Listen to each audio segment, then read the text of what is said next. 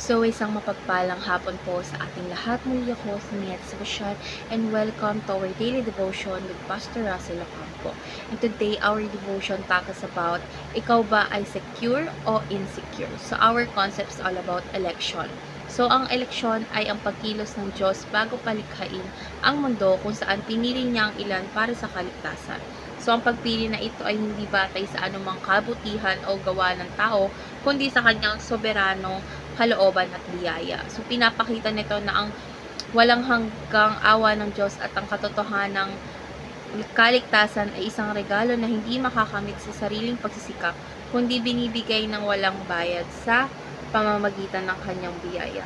So, our Bible reading is all about Ephesians chapter 1 verse 4 and 5 NIV version, sapagkat hinirang niya tayo kay Kristo bago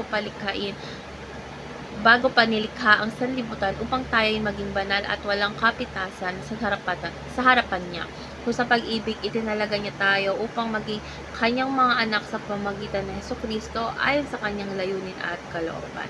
So, ngayon dadako na tayo sa ating teaching. So, yung first teaching is, hindi kailanman aalisin ng Diyos ang kanyang pagpili sa iyo. So, walang makakapaghiwalay sa atin sa pag-ibig ng Diyos dahil ang mahinirang niya ay mananatili sa kanyang kamay. So, ang kaligtasan na hindi batay sa ating pagkilos, kundi sa tapat na pangako ng Diyos. Second is, ang pagpili ng Diyos ay ayon sa kanyang biyaya, hindi sa ating merito. So, hindi tayo pinili dahil tayo ay mabuti, kundi dahil siya ay mabuti. Ang kaligtasan kasi ay kaloob at hindi gantimpala. So, ang Diyos ay pumipili ayon sa kanyang sariling layunin at pagmamahal. So, last teaching is, ang biyaya ng Diyos ay sapat upang baguhin ang ating buhay. So, ang tunay na hinirang ng Diyos ay nagkakaroon ng pagbabago sa buhay. So, ang kaligtasan ay nagdadala ng bagong pagnanasa na mamuhay para sa Diyos. So, ang biyaya ng Diyos ay nagbibigay ng katiyakan at pag-asa sa atin. So, ngayon dadako na tayo sa ating application. So, yung first application is maging matatag sa katiyakang ikaw ay hinirang ng Diyos.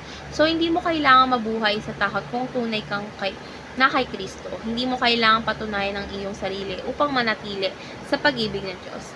Dapat ka lang magtiwala sa ating mahal na Diyos ng tapat sa kanyang pangako ng kaligtasan. Second is mamuhay ng may pagsamba at pasasalamat. So, ang biyaya ng Diyos ay dapat magtulak sa atin na purihin siya sa araw-araw. So, yung ating buhay ay dapat maging patotoo ng kanyang kadakalaan at wag maging kampante, sa halip lumago sa pananampalataya at pagsunod. So, last application is patunayan ng iyong kaligtasan sa pamamagitan ng isang binagong buhay. So, yung tunay na ligtas ay nagkakaroon ng spiritual na bunga. Yung pagpili ng Diyos ay dapat makita sa ating pagsunod sa kanyang salita. Dapat tayo mamuhay ng may kabanalan bilang isang pagpapakita ng biyaya ng Diyos sa atin. So, ngayon dadako na tayo sa ating last part, which is our discussion. And our discussion talks about, ngayong alam mong pinili ka ng Diyos noon, ngayon at magpakailanman, paano ito nakaka-apekto sa iyong kapanatagan kay Kristo? So, ang katiyakang pinili tayo ng Diyos ay dapat magbigay sa atin ng kapayapaan at kumpiyansa sa ating pananampalataya. Hindi natin kailangan mag-alala kung tayo ba ay maliligtas o hindi. Dahil ang ating kaligtasan ay nakasalalay hindi sa ating sarili, kundi sa Diyos. Ang kaalamang pinili tayo ng Diyos ay dapat magtulak sa atin na mamuhay ng pasasalamat, kabanalan at pagsunod. Hindi dapat tayo maging pabaya sa ating pananampalataya, kundi lalong lumago sa pag-ibig sa Diyos at sa kapwa. So, yung tunay na hinirang ng Diyos ay hindi lang nagtitiwala sa kanyang biyaya, kundi nagpapakita rin ng pagbabago sa kanilang buhay. So, let's pray po. Lord God, maraming salamat po sa iyong walang hanggang pag-ibig at pagpili sa akin o sa amin kahit wala kaming kakayahang iligtas ang aming sarili. Lord God, tulungan mo po kaming mamuhay ng may tiwala, pagsamba at pagsunod bilang tugon ng iyong biyaya.